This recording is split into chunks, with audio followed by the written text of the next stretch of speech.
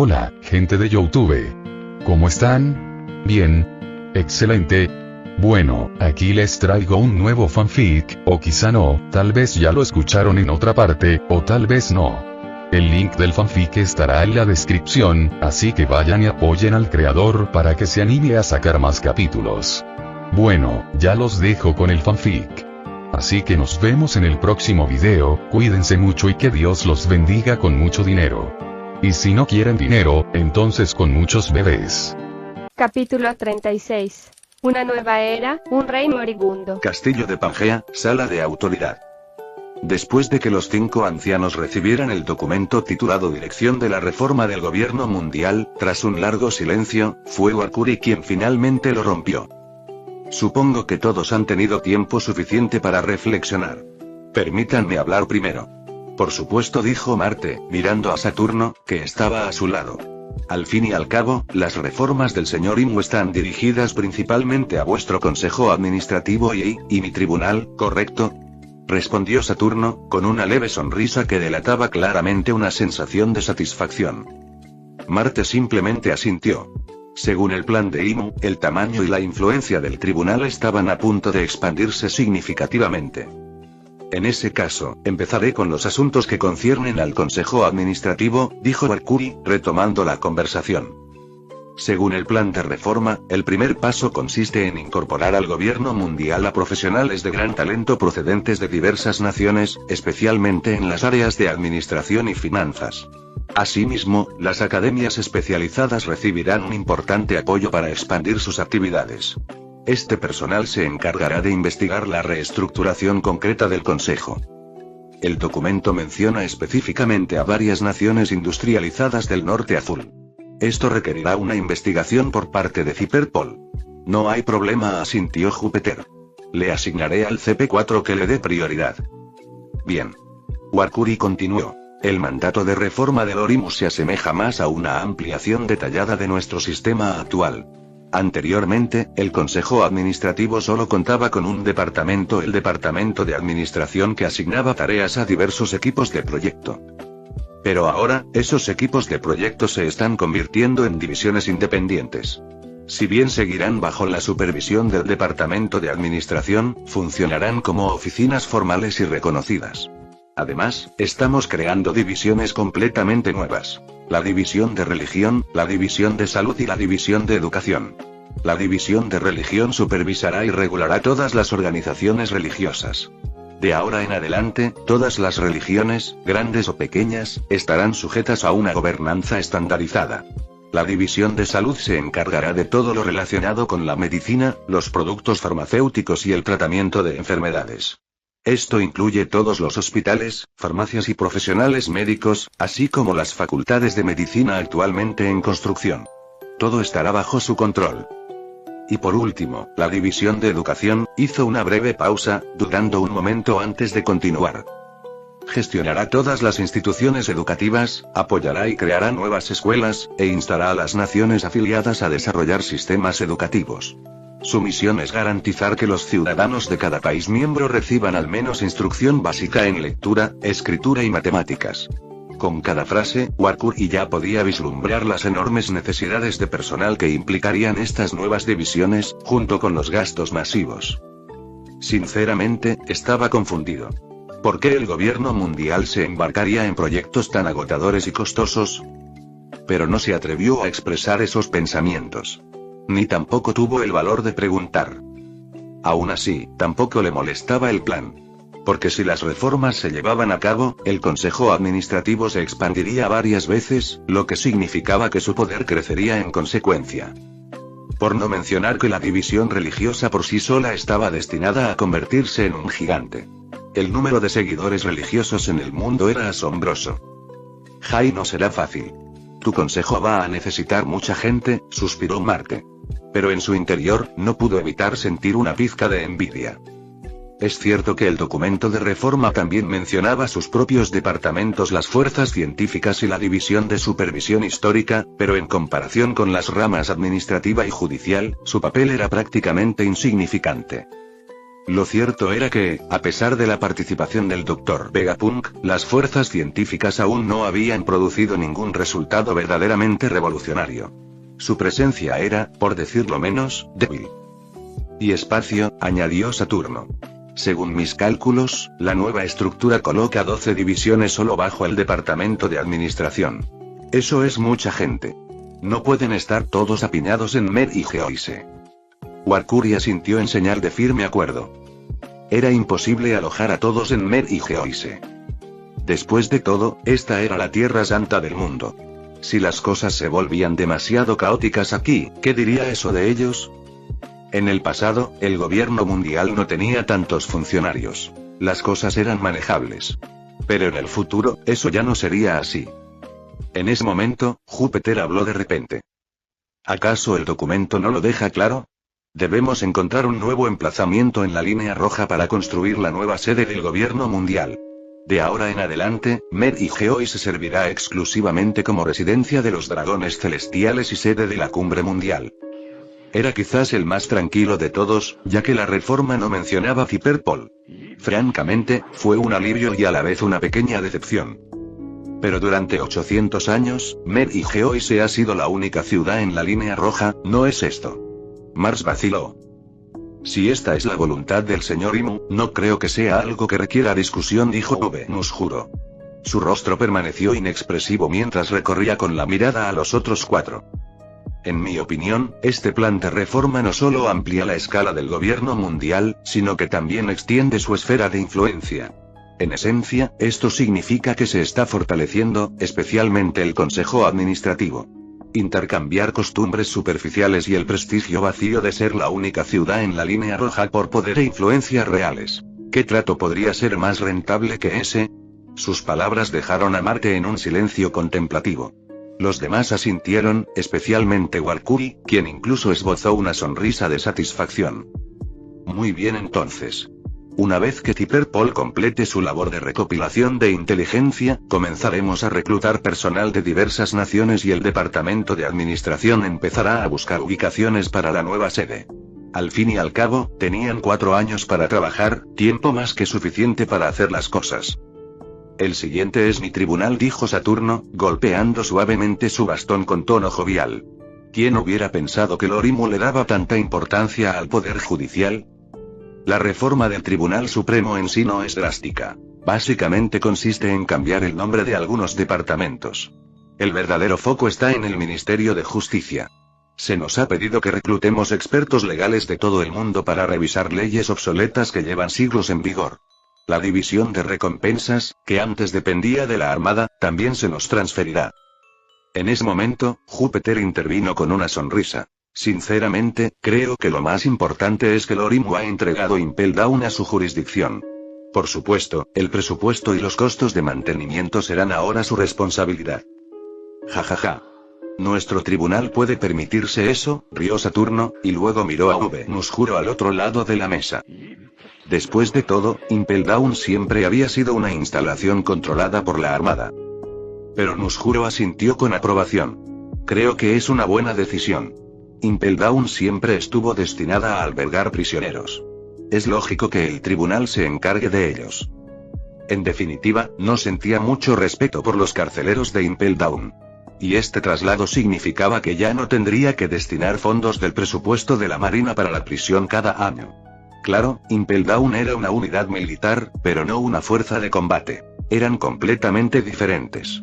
Aún así, podía intuir la verdadera intención de Lorimu. Un esfuerzo deliberado por reducir la esfera de influencia de la Marina. Por último, está el recién creado Ministerio de Policía, que ahora tiene el mismo rango que el Tribunal Supremo y el Ministerio de Justicia. Me parece bastante interesante y, dijo Mercury con una sonrisa, dirigiéndose a Saturno. South Blue, Isla Sandía, base de infantería de Marina 194.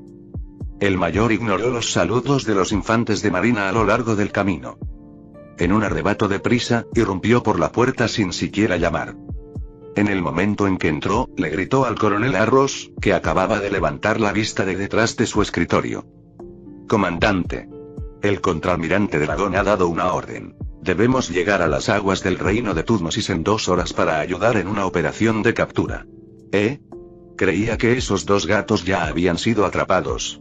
Las palabras del mayor salieron rápidas y entrecortadas. El coronel Arroz no reaccionó de inmediato, al principio se quedó un poco aturdido. Pero entonces, se dio cuenta de algo. Las aguas del reino de Tutmosis. Se levantó de repente del sofá, apoyando ambas palmas de las manos sobre el escritorio, con los ojos muy abiertos por la sorpresa. ¿Por qué nos envían allí? Y usted acaba de decir operación de captura, ¿a quién exactamente estamos capturando? Una creciente sensación de presentimiento ya se había arraigado en el corazón del coronel. Dicen que es para capturar al rey esclavo del mundo oscuro, el rey Taklama, e investigar a fondo todo el reino de Tutmosis. Todo el personal armado debe ser arrestado. Si se resisten, se autoriza el uso de la fuerza letal en el acto. El rostro del mayor estaba pálido, y una capa de sudor frío le perlaba la frente. La expresión del coronel Arroz cambió rápidamente. Finalmente, dejó escapar un largo suspiro y dijo: así que por fin está sucediendo, qué mala suerte tengo. Los anteriores comandantes de esta base se las habían arreglado para enriquecerse discretamente antes de ser ascendidos o jubilarse. Pero ahora, todo se había desmoronado bajo su supervisión. Si eso no era mala suerte, ¿qué lo era? Pensar, jamás lo imaginé. La flota del cuartel general de la Marina nunca estuvo realmente aquí por esos gatos. El verdadero objetivo del contraalmirante Dragón siempre fue el reino de Tutmosis. Todos fuimos engañados, incluido el rey Taklama, sin duda. El mayor, cada vez más ansioso, preguntó: coronel, ¿qué debemos hacer ahora? ¿Debemos alertar al rey Taklama y decirle que se prepare? No. El coronel Arroz tomó una decisión precipitada. Aunque no tenía dotes físicas excepcionales, poseía una mente aguda y ya estaba analizando las implicaciones. Está claro que el cuartel general de la Infantería de Marina estaba preparado. La pista falsa sobre los gatos demuestra que ya sospechan de las divisiones del Ejército Azul del Sur y están actuando con cautela. Por lo que sabemos, alguien ya está cerca escuchando a escondidas nuestras comunicaciones de Enden Musi, esperando a que hagamos una llamada. Lo más importante es que nuestra base 194 es la más cercana a las aguas del reino de Tutmosis. Hay un 80% de probabilidades de que estemos bajo estrecha vigilancia. No es momento para el pánico, ni debemos volver a contactar con ellos. El rey Taklama está acabado, completamente acabado. ¿Qué sentido tiene advertirle ahora? Aún así, el mayor no lo comprendía del todo. ¿Terminado? ¿No es eso un poco exagerado? Que yo sepa, el rey esclavo cuenta con poderosas fuerzas que lo respaldan. Ha sido una figura clave en el mundo oscuro durante décadas. Aunque la flota del cuartel general es poderosa, esta vez solo enviaron a 2 contraalmirantes. HMPH. Yo digo que está acabado porque su identidad ha quedado totalmente al descubierto, y está claro que el cuartel general pretende aplastarlo. Comparado con la organización militar más poderosa del mundo, que es un simple rey esclavo. El coronel Arroz dirigió una mirada de desdén al mayor. Un pez gordo que se mueve en las sombras puede ser aterrador mientras está oculto, pero una vez expuesto a la luz del sol, no es más que carne en una tabla de cortar. Incluso si Taklama lograra derrotar a la flota del contraalmirante Dragón, ¿qué pasaría después? ¿Y si el cuartel general de la Marina enviara fuerzas aún más poderosas? ¿Y si, por ejemplo, apareciera el mismísimo vicealmirante Garp? Dicho esto, el coronel Arroz miró al mayor con una claridad penetrante. Un rey esclavista a punto de morir contra el cuartel general de los marines. Elegir bando no debería ser difícil. Y estoy seguro de que, aunque no hagamos la llamada, algún idiota intentará advertir al reino de Tutmosis, tal vez incluso ahora mismo. Esa gente se convertirá en el chivo expiatorio perfecto para nosotros. El comandante se fue calmando poco a poco tras escuchar esto. Luego expresó una última preocupación. Si ya sospechan de nosotros, tarde o temprano tendremos que rendir cuentas. ¿Qué haremos entonces, comandante? Hay muchas probabilidades de que nos hagan responsables, pero no será una sentencia de muerte.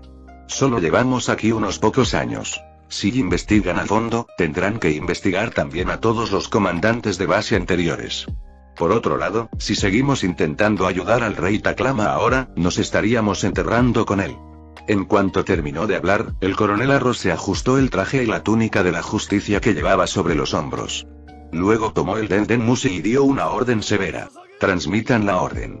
Preparen todos los barcos para zarpar de inmediato. Debemos llegar a las aguas del reino de Tutmosis dentro del plazo establecido. Dicho esto, pasó rápidamente junto al mayor y salió por la puerta. El mayor se apresuró a seguirlo. Comandante, ¿cuántas tropas vamos a desplegar por barco esta vez? A plena capacidad. El coronel Arros respondió con absoluta certeza. Ahora que había decidido apoyar a la marina, tenía que demostrar absoluta sinceridad. Creía que esa era la mejor manera de salvarse. Comprendido. 10 minutos después, los 8 buques de guerra de la base 194, ya preparados con antelación, zarparon a plena capacidad. Completamente armados, abandonaron rápidamente la isla Sandía y navegaron hacia el reino de Tutmosis. Capítulo 37. Antes de que llegue la tormenta. Si bien todas las ramas de la marina cercanas al reino de Tutmosis fueron notificadas, la flota del cuartel general de la marina, liderada por Dragón, se encontraba a menos de 3 horas del reino de Tutmosis. El contraalmirante Iván salió a la cubierta. Contraalmirante Dragón, su presentimiento era correcto. El CP2 acaba de enviar un mensaje. Las bases 242 y 289 notificaron al reino de Tutmosis en el momento en que recibieron nuestras órdenes. Pero, curiosamente, la base 194, la más cercana al reino, no ha hecho ni un solo intento por contactar con ellos. En cambio, han desplegado todas sus naves, completamente cargadas. Dragón no mostró ninguna reacción ante la primera parte, y siguió observando en silencio el mar a lo lejos. Pero al oír la última parte, sus cejas se crisparon ligeramente. Se giró para mirar a Iván. Si no recuerdo mal, el comandante de la base 194 es el coronel Arros, ¿no? Así es. Parece que este coronel Arros es bastante astuto. Una expresión compleja cruzó el rostro de Dragón. Originalmente, su intención era denunciar la connivencia entre el rey esclavo y los oficiales corruptos de la Armada del Sur ante el cuartel general de los marines después de la operación, para eliminarlos a todos de un solo golpe. Pero la respuesta de Arros había complicado las cosas. Había trazado una línea clara entre él y los otros 2 comandantes. Debido a este contraste, es probable que los superiores de Marineford sean más indulgentes con él. Como mucho, podrían confiscarle la mayor parte de su riqueza ilícita, degradarlo y trasladarlo a otro puesto. En cuanto a esos otros 2 comandantes, sin duda harían una visita a Enies Lobby. Tendré que reunirme personalmente con el coronel Arros cuando todo esto termine. Entonces Dragón se dirigió al contraalmirante Iván y le preguntó: ¿cómo les va a los piratas gato después de que los capturé? Los que sobrevivieron no están gravemente heridos. Nuestros médicos a bordo les han atendido. Los 2 capitanes gatos siguen inconscientes. Sufrieron las heridas más graves. Pero los médicos dicen que no morirán. Al fin y al cabo, son usuarios de tipo Zoan. Seres como ellos son extraordinariamente resistentes. Después de eso, el contraalmirante Iván preguntó con curiosidad: entonces, ¿esto significa que no planean enviarlos a Enies Lobby para ser juzgados? No. Planeo llevarlos de vuelta a Marineford y encarcelarlos allí por ahora. Dragón no ocultó nada. Su tono fue abierto y directo. A juzgar por el hecho de que no atacaron a civiles, no los considero criminales verdaderamente atroces. No creo que merezcan ser enviados a Impel Down. Estoy considerando reclutarlos para la marina. Ya veo. 2 usuarios de tipo Zoan son bastante valiosos. Si se les entrena bien, podrían convertirse en excelentes recursos. El contraalmirante Iván asintió sin mucha sorpresa. Al fin y al cabo, no era raro que los oficiales de la marina reclutaran a piratas que les llamaran la atención. Siempre y cuando no fueran criminales de alta prioridad para el gobierno mundial, los altos mandos solían hacer la vista gorda. Pero si algo salía mal después y ese agente tendría que rendir cuentas. El reino de Tutmosis, mencionado anteriormente como una nación desértica, se diferenciaba de Arabasta en un aspecto clave. Situado en el sur azul, experimentaba cambios estacionales regulares. Su estación más hermosa era el invierno. Durante el invierno, los copos de nieve caían del cielo, cubriendo las doradas arenas del desierto con una capa de hielo y nieve. La fusión resultante de blanco y dorado creaba un espectáculo visual impresionante. Aunque Tutmosis era un reino insular de tamaño mediano, solo tenía una ciudad: Shabak, comúnmente conocida como la Ciudad de Arena. Con su vasto territorio, escasa población y un entorno desértico inhóspito, la presencia de una sola ciudad le confería al reino una apariencia de debilidad y pobreza. Incluso los barcos piratas que pasaban por allí rara vez molestaban en detenerse, considerándolo indigno de su tiempo. Pero lo que el mundo desconocía era que bajo Shabak, la única capital visible del reino, se extendía un vasto complejo subterráneo. Capas y capas de estructuras brillaban con una luz amarilla, mientras el aire resonaba con gritos, alaridos, lamentos y sollozos. Era como si la atmósfera misma estuviera impregnada de desesperación y dolor. Soldados patrullaban la zona. Cada uno vestía túnicas blancas y cuellos verdes, y blandían látigos, hachas de guerra, lanzas o mosquetes.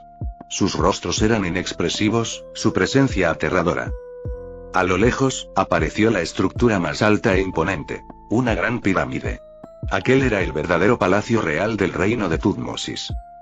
Hace apenas unos instantes, el infame rey esclavo del mundo de Lampa, el rey Taklama, había recibido la noticia de que una flota del cuartel general de la marina se dirigía hacia allí para capturarlo. Sin embargo, sentado en su trono dorado, no mostró ninguna reacción visible. Ninguno de los altos funcionarios presentes pudo descifrar la expresión del rey. Eso se debía a que el rey Taklama llevaba una máscara dorada que le cubría el rostro. Su atuendo era inconfundiblemente faraónico. Una túnica blanca, un collar ornamentado y un cetro dorado en la mano. Dentro del gran salón, construido con enormes piedras, se encontraban 4 altos funcionarios vestidos con túnicas blancas. A ambos lados de la cámara, poderosos guardias reales permanecían en silencio, firmes. Majestad, ¿deberíamos comenzar los preparativos para la evacuación?, preguntó finalmente uno de los funcionarios, rompiendo el silencio con cierta vacilación. El rey Taklama respondió con otra pregunta. En unas 2 horas, ¿cuántas personas podrán ser evacuadas? ¿Cuánto tesoro? ¿Cuántos barcos? El funcionario titubeó y luego preguntó. ¿Deberíamos también llamar a los cazadores de esclavos de fuera para que nos ayuden? No. El rey tenía claramente su propio plan e inmediatamente desestimó la idea. En total, solo hay unos 10.000 cazadores de esclavos. Menos de 2.000 están estacionados en el South Blue, e incluso menos podrían regresar a tiempo. Que vengan o no, da igual. Incluso si volvieran los 10.000, ¿de qué serviría? No son personal de combate. Entonces, ¿cuáles son sus intenciones, Su Majestad?, preguntó el funcionario, desconcertado. Mi intención es la siguiente. Evacuaremos. Ahora que nos han sacado a la luz, debemos encontrar la manera de volver a escondernos en las sombras. Mientras hablaba, el rey Taklama se levantó de su trono. Con su imponente estatura de 2 metros, su figura se hizo completamente visible. Bajo una fría máscara, miraba con desdén a los 4 funcionarios que se encontraban debajo. Pero la primera flota de la armada ya está a nuestras puertas. Si queremos preservar la mayor parte de nuestras fuerzas, primero debemos derrotarlos. Luego, antes de que llegue la segunda flota, más poderosa, desapareceremos en la oscuridad. Los 4 funcionarios finalmente comprendieron las intenciones de su rey.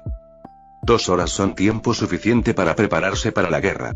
Al mismo tiempo, tengan los barcos listos. Una vez que derrotemos a la flota de la armada, transferiremos inmediatamente la fuerza principal, junto con todos los suministros y tesoros esenciales. Sí, Su Majestad. ¿Pero y qué pasa con los esclavos?, preguntó otro funcionario. Al fin y al cabo, los esclavos eran la principal fuente de ingresos del reino. Toma 50.000 de los mejores esclavos. Deja al resto durmiendo bajo este desierto. Servirá como una tumba digna. Sí, Su Majestad. Los funcionarios respondieron una vez más al unísono. Nadie pronunció palabra en defensa de los esclavos abandonados, porque cualquiera que se atreviera a hablar sería inmediatamente incluido entre ellos. ¿Has recabado alguna información sobre el contraalmirante Dragón y el contraalmirante Iván?, preguntó el rey Taklama. Majestad, según los informes de los cazadores de esclavos de Grand Line, el contraalmirante Iván es un espadachín bastante hábil, pero aparte de eso, no hay mucho más que destacar. ¿Es el contraalmirante Dragón quien merece su atención? ¿Es usuario de una fruta del diablo? No, Su Majestad. Según los cazadores de esclavos, no es usuario de una fruta del diablo. Pero su historia es bastante singular. Seguir. Sí. El contraalmirante Dragón, cuyo nombre completo es Monkeire Dragón, es hijo del héroe de la marina, el vicealmirante Monkeire Garp. Según se informa, esta es la primera vez que dirige una operación militar de gran envergadura como oficial al mando. Al oír el nombre de Garp, un destello de tensión cruzó los ojos del rey bajo su máscara dorada. Como el autoproclamado rey esclavo del inframundo, conocía cosas que la gente común jamás podría imaginar. La mayoría de los civiles creían que Garp se había ganado el título de héroe de la marina por su incansable persecución de los piratas de Roger, acorralándolos repetidamente y finalmente capturando al propio Gold de Roger, a quien entregó a la plataforma de ejecución. Pero el rey sabía que no era así, o al menos, que esa no era toda la historia. Según lo que había oído, la verdadera fuerza de Garp podría incluso superar la de un almirante de flota. ¿Sabemos dónde está ahora el vicealmirante Garp? El oficial de inteligencia, con expresión respetuosa y solemne, respondió. Los cazadores de esclavos no pudieron determinar su ubicación exacta. El vicealmirante Garp siempre ha actuado de forma independiente. Dentro del cuartel general de la Marina, es conocido por ir a donde le plazca. Sin embargo, hay rumores de que recientemente ha regresado a su tierra natal en el East Blue. Veo y el rey Taklama exhaló profundamente, aliviado. Mentalmente, tomó nota. En la batalla que se avecinaba, lo mejor sería perdonarle la vida a Dragón si fuera posible. No había necesidad de provocar a Garp para que perdiera el control por completo. Si Garp pudo perseguir a Roger durante más de una década, podría con la misma facilidad dar caza a alguien por el asesinato de su hijo, durante otros 10 años o más. Y lo último que quería el rey era provocar a un perro rabioso con el mayor poder de combate del mundo. Basta. Comiencen los preparativos. Ordenó. Sí, Su Majestad. Capítulo 38. El día que ardió el desierto. Pronto, por orden del rey Taklama, la ciudad subterránea bajo el reino de Thutmosis cobró vida. Más de 30,000 miembros del ejército de la Guardia de Esclavos se movilizaron. Se transportaron armas, municiones e incluso artillería pesada en grandes cantidades. Utilizando una red de túneles subterráneos, comenzaron a transportar suministros a la zona costera, instalando defensas y trampas por capas a lo largo del camino. Décadas de fuerza y preparación, forjadas en la oscuridad por el rey esclavo, se habían activado por completo. Al mismo tiempo, grupos de esclavos varones aptos para el trabajo fueron sacados a rastras de sus celdas. Bajo la estricta vigilancia de soldados de ambos bandos, fueron conducidos en largas filas hacia la gran pirámide dorada. Nadie sabía con certeza qué pensaba hacer el rey Taklama con ellos. Sin embargo, una cosa estaba clara para todos. Esto sería una guerra.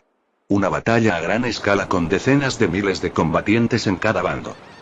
Mientras tanto, en alta mar, el dragón se había reunido con éxito con las flotas de las divisiones 194, 242 y 289 del Ejército Azul del Sur. La magnitud de la fuerza naval combinada era ahora verdaderamente colosal. Había 5 acorazados de la clase cuartel general de la Infantería de Marina, cada uno tripulado por 1000 infantes de marina de élite, con 2 cubiertas de artillería y 3 torretas antiaéreas de triple cañón. En total, estaban armados con 33 cañones navales de gran calibre. Además, estaban presentes 18 buques de guerra de menor tamaño, pertenecientes a la clase división, cada uno equipado con una cubierta de artillería y 12 cañones de calibre medio. De estos, 8 buques de la 194 división transportaban 500 soldados cada uno, mientras que los 10 restantes llevaban la dotación estándar de 300 efectivos. La fuerza naval total ascendía de 12.000 soldados. Aunque numéricamente inferiores al ejército de 30.000 hombres del reino de Thutmosis, Dragón creía que su bando poseía una superioridad abrumadora tanto en potencia de fuego como en preparación para el combate. Entre ellos se encontraban un contraalmirante, 50 oficiales completamente entrenados en las técnicas Rokusiki y varios usuarios de frutas del diablo, más que suficientes para someter a un ejército de guardias esclavos cuyo principal deber era poco más que mantener a los prisioneros a raya. En cuanto al rey Taklama, Dragón tenía la intención de enfrentarse a él personalmente. Según la información disponible, el rey esclavo lo superaba en fuerza general. Y, sin embargo, Dragón no sentía miedo. La sola idea de liberar a cientos de miles de civiles inocentes lo encendía de pasión. Esta era la justicia con la que siempre había soñado. Objetivo: el reino de Thutmosis. Elevándose en un torbellino de viento verde, el dragón dio la orden a la vasta flota de 23 buques de guerra que se encontraban abajo. Avance. A las 14 de la tarde, el sol brillaba con mayor intensidad. Debido al pleno verano, el reino de Thutmosis, al ser una región desértica, había alcanzado temperaturas máximas en todo su territorio. La luz cegadora del sol caía de borbotones sobre el mar infinito, y se podía ver claramente una fina bruma que se elevaba desde la superficie. El agua se evaporaba, distorsionando la luz mientras brillaba sobre las olas. Y luego, buques de guerra comenzaron a aparecer en el horizonte lejano. Naves de casco azul con velas blancas estampadas con gaviotas, repletas de cañones. 4 enormes barcos lideraban la carga, formando la vanguardia, mientras que más de 20 se desplegaban tras ellos, extendiéndose por todo el paisaje marino. Avanzaban como bestias marinas desgarrando las olas. La marina está aquí. En una isla en medio de un mar de arena dorada, los esclavistas que se escondían en frescos túneles subterráneos se pusieron de pie al oír el grito, tomaron sus armas y corrieron hacia las trincheras. Sus ojos estaban fijos en los buques de guerra que se acercaban rápidamente. Nadie retrocedió. Sabían que no tenían a dónde huir. Los collares verdes que llevaban puestos no les permitían dar un solo paso atrás, a menos que se emitiera una orden de retirada. Pero esos collares no carecían de beneficios. Como mínimo, les permitían ejercer toda su fuerza. Esta va a ser una batalla difícil. El contraalmirante Iván frunció el ceño mientras contemplaba la dorada extensión del desierto. Su voz denotaba impotencia. Si bien su extendido haki de observación le permitía percibir la presencia de numerosas personas, a simple vista, prácticamente no había nada que ver. Y en estas condiciones, ¿cómo se suponía que la flota debía llevar a cabo el bombardeo? Mientras tanto, la enorme flota comenzó a dividirse según lo previsto. Aparte del buque insignia y 3 buques de guerra más pequeños de la rama 194 que permanecieron en el frente principal con Iván, el resto se separó en grupos cada uno compuesto por un buque de mando y 5 buques de rama que se dirigieron hacia las otras 3 direcciones alrededor del reino de Thutmosis. Su misión era capturar el reino, realizar una redada completa contra todas sus fuerzas aliadas y rescatar a todos los esclavos. Un cerco total era esencial. Tráeme una hoja de papel. Iván le ladró al infante de marina que estaba detrás de él. Una vez que el marinero regresó con papel y bolígrafo, el contraalmirante comenzó rápidamente a registrar las posiciones de las tropas en la isla, tal como las percibía gracias a su haki de observación. Aunque su alcance no era lo suficientemente amplio como para cubrir toda la isla, tenía un conocimiento bastante bueno de las fuerzas enemigas a lo largo de la línea de defensa costera. Y con eso bastó. Que realicen bombardeos y desplieguen tropas basándose en este mapa. Sí, señor. El marine tomó el papel de manos de Iván y corrió de vuelta al camarote para entregar las órdenes. Iván contempló en silencio el sol, que seguía cayendo a plomo sin piedad con un calor y una luz cegadores. La guerra había comenzado. Boom. Boom. Boom. Boom. 15 minutos después, el acorazado de la clase Cuartel General y 3 buques de guerra de la clase Rama se habían posicionado, dirigiendo sus andanadas hacia el mar de arena dorada de la isla. La torreta de cañones pesados triples del buque principal giró hasta su posición, uniéndose a sus cañones triples de costado. Junto a estos se encontraban 12 cañones navales de gran calibre, además de 18 cañones de calibre medio montados en los buques de guerra auxiliares. Un total de 36 cañones, grandes y pequeños, abrieron fuego en una fulminante andanada dirigida contra la línea defensiva costera de los esclavistas. Enseguida, estruendosas explosiones sacudieron el campo de batalla. El humo asfixiaba el aire, las llamas se elevaban hacia el cielo. Una tras otra, proyectiles negros cargados de explosivos surcaban el aire, dejando estelas luminosas antes de estrellarse contra la arena en una devastadora tormenta de fuego. Las trincheras enterradas bajo la arena fueron alcanzadas repetidamente. Las explosiones lanzaron lluvias de arena y escombros. Los menos afortunados fueron engullidos por bolas de fuego o murieron instantáneamente por las ondas expansivas. Afortunadamente, la mayoría logró refugiarse en los túneles a tiempo, minimizando así las bajas. Pero el problema persistía. Su propia artillería carecía del alcance necesario para contraatacar con eficacia. La diferencia entre la artillería naval y la artillería convencional era abismal.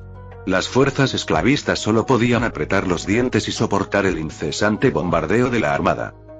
Al mismo tiempo, se podían ver pequeñas embarcaciones de madera que surcaban el mar a toda velocidad. Cada una transportaba escuadrones de infantes de marina armados con fusiles y largas espadas atadas a sus espaldas. Aprovechando el fuego de supresión de la flota, se dirigieron a toda velocidad hacia la isla. Al acercarse a la costa, fueron recibidos con un intenso fuego de cañón y una lluvia de balas del cuerpo de guardianes de esclavos. Ya fueran infantes de marina del cuartel general o de las diferentes ramas de las fuerzas armadas, no les quedaba más remedio que apretar los dientes y seguir adelante.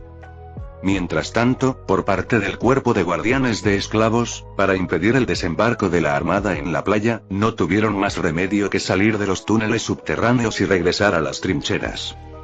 Eso significaba enfrentarse al bombardeo de los 4 buques de guerra apostados en alta mar.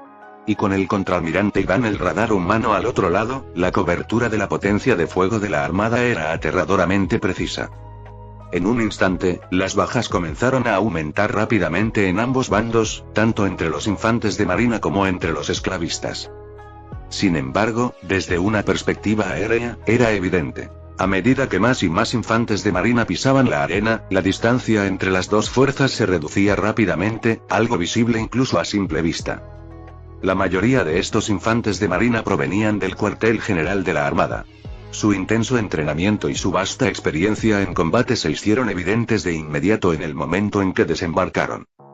En comparación, los infantes de marina de la 194 rama se encontraban en clara desventaja.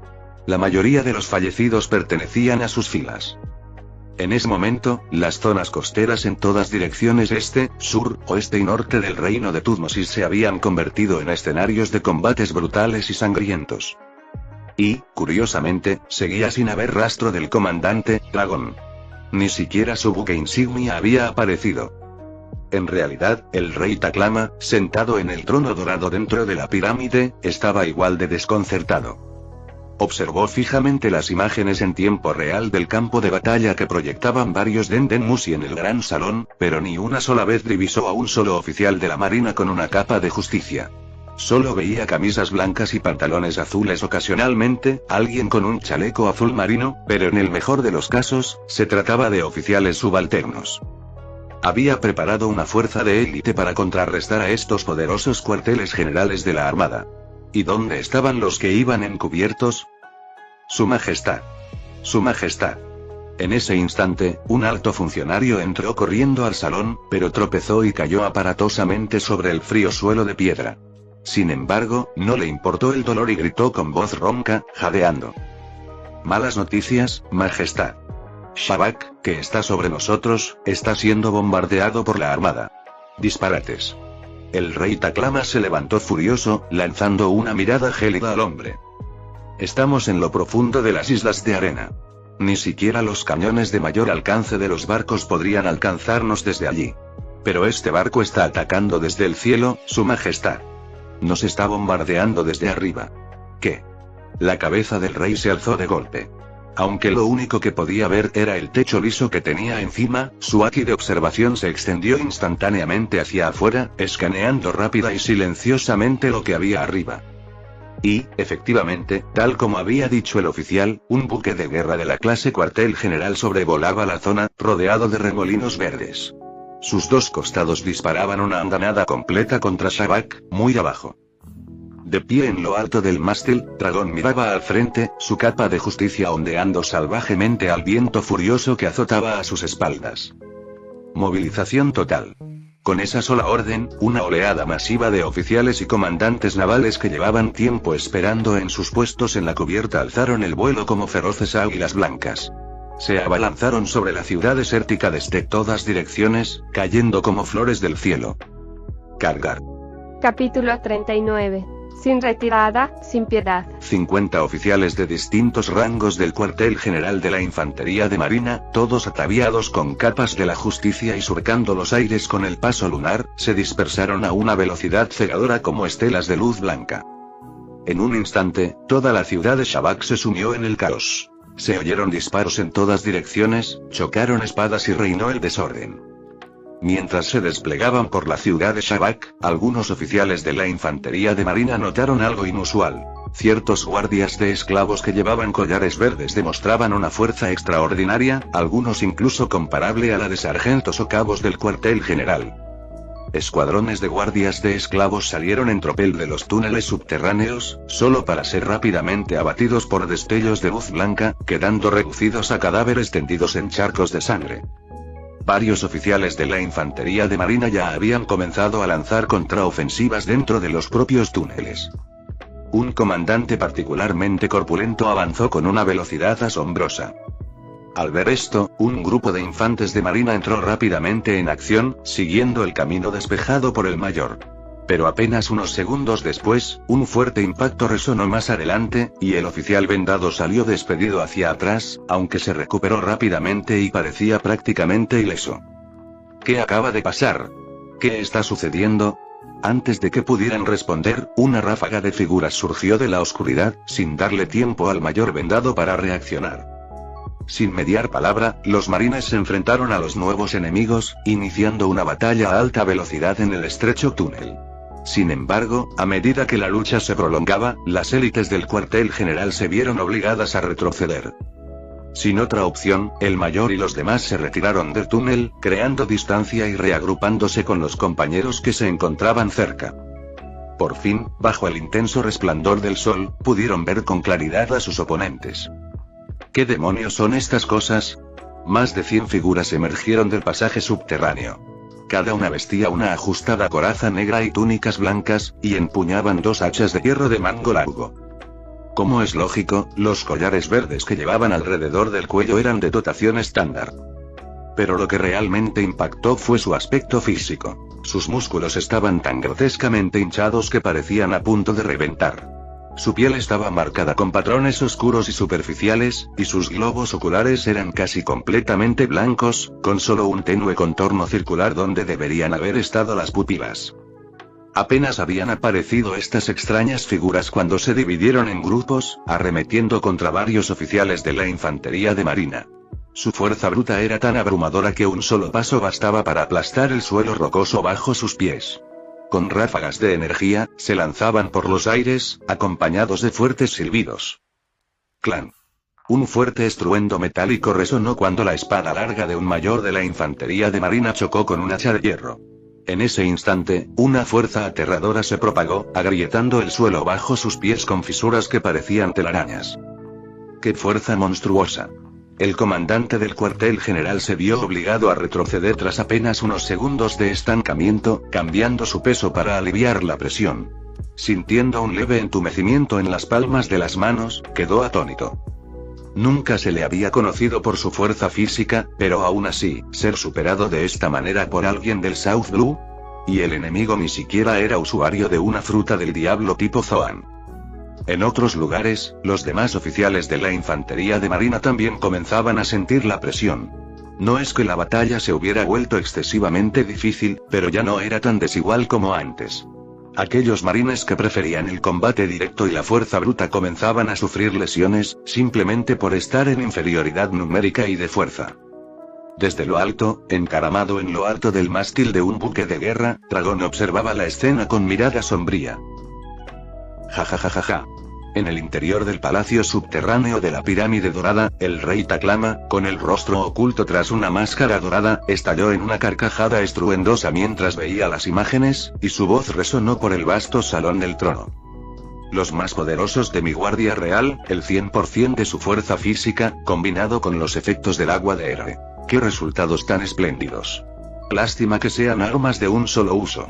Y nuestro suministro de agua de héroe es demasiado limitado.